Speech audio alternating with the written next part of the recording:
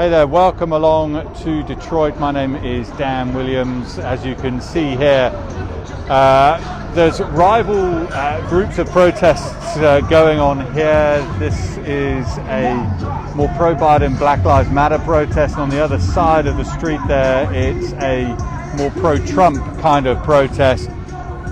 And this is the scene right now. The counting center, if we just spin around here, that's taking place over there. And this is a situation that's been developing throughout the day here, with these protesters saying stop the count, and these folks here saying that all the votes must be counted for. Well, I don't need to say what they're here for. Heather here can tell us what they're here for. Heather, what's this all about here for you? I mean, it is about counting all of the votes. It is about hearing the voice of the American people. I trust in our judicial system to get this right. Trump can flail in court all day long. I do trust our judicial system to get this right, as long as they realize that the world is watching, that people are watching, and that they will be held accountable. The real motivating factor for me is that my daughter is not old enough to vote against fascism yet, so we'll come down and walk about it. I see. Okay. I mean, in terms of when you see people over here, they're saying stop the count, or they're worried about perhaps that all the votes aren't being that they're not being counted correctly. What do you say to them when they're saying that? They've been drinking the Kool-Aid for 4 years. Donald Trump has been telling them not to trust the media, not to trust their local governments, not to trust their local officials, not to listen to anyone but him. The fact of the matter is that we have fair, legal, equal elections in the state of Michigan. There's not going to be a problem with the count. They're not going to find any evidence of voter fraud. They haven't. They're on TV and all over Facebook screaming about voter fraud without ever posting a video, a picture, or any kind of evidence. This is all a smokescreen while he tries to steal the election. When you saw what was happening here, did you feel like compelled to come down here and ensure that this side of the argument is being heard? Yes. We march with Black Lives Matter in Flint pretty regularly. Again, my daughter's not old enough to vote, and she is very involved. These are her rights on the line just as much as they are mine. Without the option for her to vote, she tries to be as involved as possible, and that means that we show up to marches pretty regularly. Is there a concern that this could, it's calmed down a lot, I think, from earlier in the day, but are you concerned that this could spiral out of control maybe over the next couple of days with clashes with different kinds of protesters? It's always a concern. I like to hope that it won't. I think that we've all seen that most protesters come out ready to be peaceful, ready to demonstrate, ready to use their voices, not anything else. We all know that outside agitators have come into multiple protests and multiple demonstrations to stir up trouble. Will it happen in Detroit? Eventually. It's not unlikely. Which side will send them? Probably the other one. That's been the case so far. Overall, Michigan, it did vote for Joe Biden. Yes. It seems 150,000 votes now. It seems pretty likely. What do you make of that turnaround from what happened 4 years ago? I think that everyone, half of the state anyways, is tired of a bully in the White House, and that's what we have. We have someone who does not pay attention to individual rights, individual liberties, or individual freedoms. He's working for major corporations, he's working for his own pocketbooks, and that's become blatantly obvious. I think that most of Michigan, particularly in the course of this pandemic, has seen enough financial ruin and hardship that they can see that their government is not currently working for them, or we would have had a stimulus bill instead of a new Supreme Court justice. As it stands here today, obviously, right now, it seems as though there is a clear pathway for Joe Biden to get to the White House. There's still a pathway for Donald Trump. Yes. What are your thoughts in terms of the overall voting situation right now? I think the fact that Trump is reacting this violently when the votes aren't even counted yet says that he's scared, and that his analysts are telling him that he's not going to win. Overall, the voting went much more smoothly than I anticipated. I voted absentee. My son voted absentee because there were real concerns about election violence and voter intimidation, particularly in the state of Michigan with the recent militia issues. I didn't see issues in my town. I didn't see issues close to me. I know that there were a few people turned away for non-political T-shirts, that sort of thing, but I haven't heard any actual real-life accounts of serious voter intimidation, serious voter fraud of any kind. We had a free and equal and fair election, and Donald Trump needs to wait for the votes to be counted and for, hopefully, Joe Biden to be declared the winner. That's what we do in this country. We wait for the votes to come in, and then we pick a winner. We obviously saw in Detroit the scenes. I think was it in here where the protesters were trying to gain kind of access, just over there, right? So, just when in terms of that, again, what was that initial reaction for you? This is a democracy, and that is not the way that we handle a democracy. We're counting votes. They have enough people inside to count votes. They have bipartisan teams inside counting votes. It's not up to this Trump army that he's been building for months on end now during the campaign to come in and disrupt that process. We have a process. We're following the process. He needs to wait. If it is tight, do you fear that this all will end up in the courts, that some of the votes that have been cast, there'll be question marks against some and not others? I expect that it will end up in the courts. I don't expect that it will end up at the Supreme Court. And I think that as a general rule, our judges make difficult decisions on a daily basis, like whether to uphold the law or release a murderer or a child molester on a technicality. Those are decisions that virtually every judge has had to make at some point in their life, and I think that that means that democracy or party isn't really a hard one for them. I expect the judges to do the right thing. Fantastic. Look, thank you so much for your time. Really appreciate it. And good luck and stay safe out here. You too. All right. So we will just take a closer look at the front of this. It is pretty quiet now, it has to be said. Earlier in the day, there were larger groups. There was also a kind of a truck with Trump written on the side here. But it is quietening down somewhat. Hey, guys. Seems like there's something afoot here. Let's go and see what this is all about. Just try and listen in a little bit. But it seems as though some of the counter protesters are now speaking to some of the police here.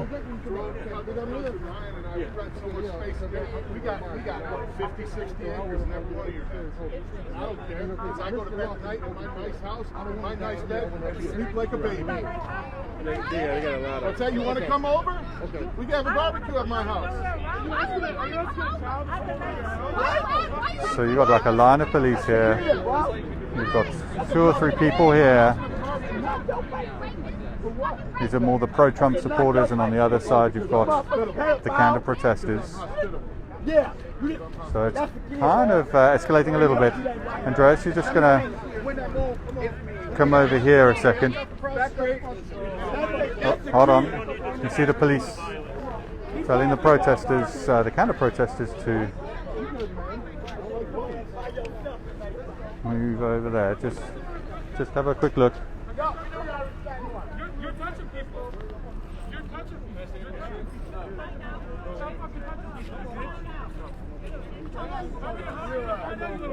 This is obviously a live situation, so there might be some swearing. We'll apologise about that. We won't go too near that. So we heard from these guys. They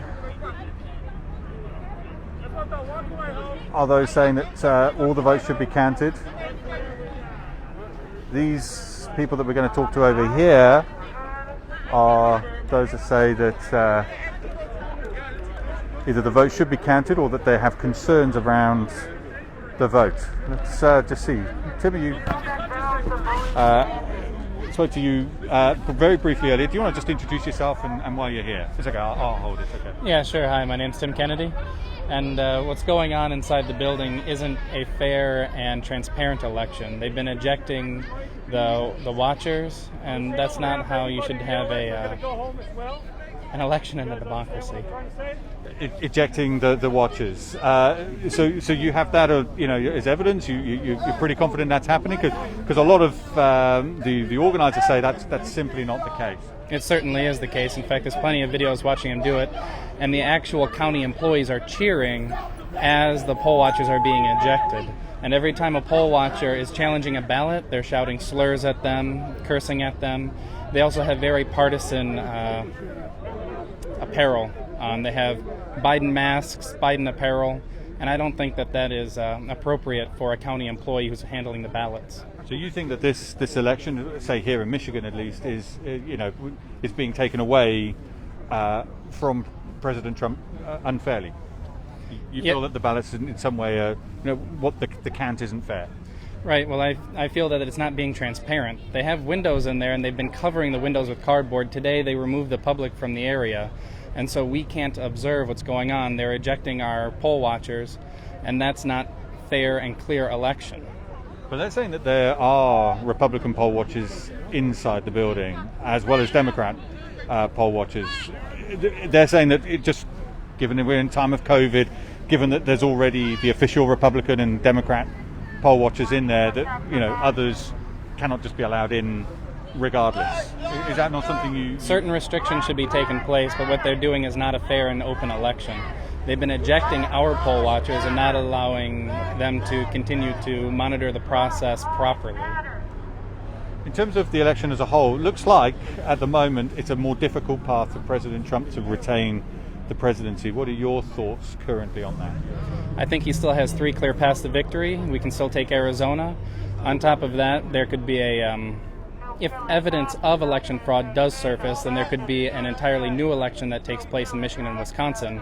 And then on top of that, if there's serious election fraud across the entire nation, then it could go to House delegate, in which the House representatives and state delegates decide who the president is. That's the final constitutional remedy for the situation. It's going to be around about 150,000 votes, I think it is, isn't it, between here in Michigan, between Trump and Biden. Do you feel that there is that much potential of fraud or some underhand tactics, whatever you want to call it? You think that it's more than 150,000 votes? I think very easily that is a number that can be generated when votes continue to come in, and when you don't have the ability to watch the election fairly, it doesn't matter who votes, it matters who counts the votes, unfortunately.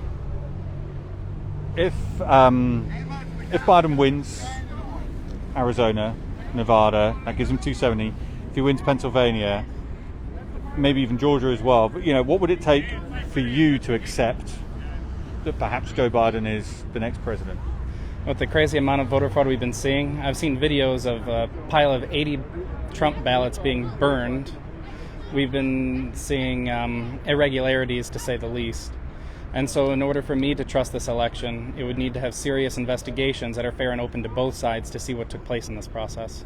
And then I will fully back whichever candidate that wins. You feel that this is going to be a long legal process ahead, that this is going to be months, potentially? I think in 2000 it took until...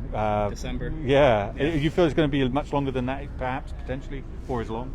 Well, it can only go up until Inauguration Day. Constitutionally, it has to be decided by then. And so if it comes down to it, the final constitutional remedy is a House delegation.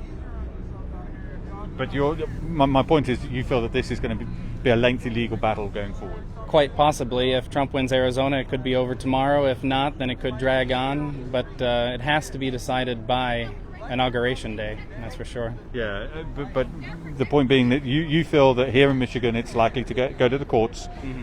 Wisconsin, you feel potentially, you mentioned Wisconsin a little earlier as well. Also, you feel that there could be multiple states that you feel. I know we've already seen some legal action from President Trump's team. What I believe is that Trump's going to fight this out to the very end. That's what he needs to do to stand up for a fair and free election. And he needs to do everything that's legally in his power to stand up for the rights of the people. And whatever that entails is what he needs to do. I believe that the Republican Party in the past probably would have rolled over, but Trump is going to fight for us. All right. Okay. Thank you very much for your time. Thank you. Much appreciated. Thank you. Okay. So just thanks for that. So we just spin around. So this is where all the counting was happening through there. We see obviously there's a significant police presence here, and if Andreas just spins over to this side here, you'll see the line of police here. There's like half a dozen or so officers in total. And what have we got, about 20 odd people across the side of the road, and there's about a half dozen protesters on this side. So it's pretty small, it has to be said. It's not a significant number here, but and certainly during the day there was larger numbers, certainly of the pro-Trump, kind of pro-fraud sector on this side of the road. But it's pretty quiet, it has to be said. We saw that one sign of tension though not so long ago, and so we'll wait out here and see what else we see. But thanks so much for watching this. I hope it's given you a bit of a taste as to